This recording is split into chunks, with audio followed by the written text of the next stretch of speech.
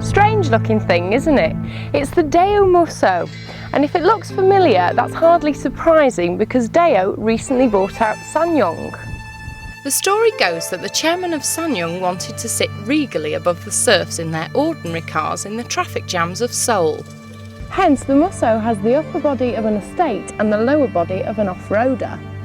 The problem is, it ends up looking a bit confused, and the new grille and lights added since Daewoo took over don't really help matters.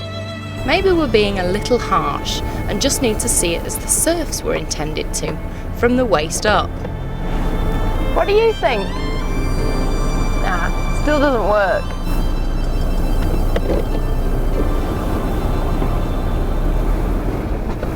Well, the driving position feels more like an estate than a sit-up-and-beg off-roader.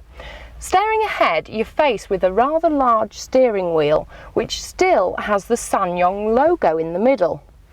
Now, it's only adjustable for height, which is fine, but for taller drivers like myself, you may find it a little close for comfort. Sitting behind, you've got a large binnacle with clearly seen instruments.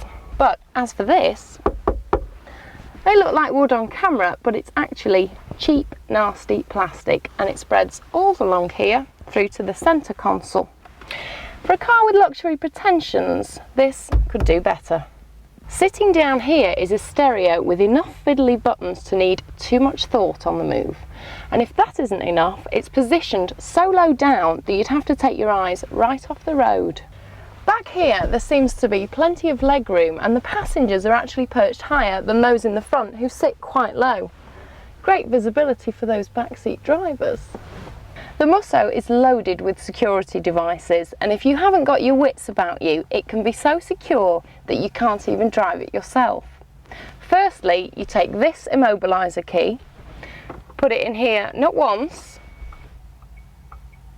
but twice. Now you've got 30 seconds before it cuts you off again.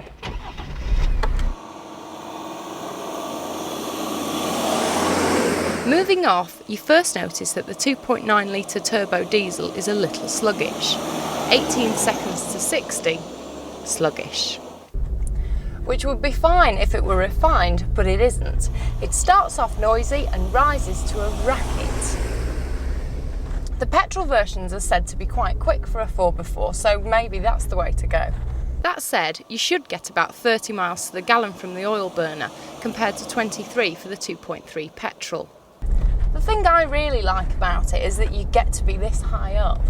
But saying that, give me a tractor and I'm happy. Comparing this car with my dad's Nissan Patrol, for example, it feels a little bit flimsy for a 4x4. I think the Patrol feels a very solid drive. This just doesn't quite cut the mustard. So, to the crucial supermarket run. Well, don't ask me to park this. I can't see the front corners at all. And if other lady drivers feel the same way, then Daewoo are losing potential customers. The back's a little easier with the squared off rear, but it's not ideal. In here, there's loads of room. There's even some very useful luggage hooks here. Now, we noticed that the luggage cover here actually sags quite badly in the middle, which it's not vital, but it does mark the Musso down. On paper, the Musso is a brave attempt at a new type of off-roader, and prices aren't bad either. The 2.3 petrol comes in at 18,000 and this diesel comes in at 19,000, which is Freelander territory. Plus, you get Daewoo's brilliant 3-year package. Unfortunately, detail, finish and questionable looks are what let the Musso down. Nice try, but they don't get a prize.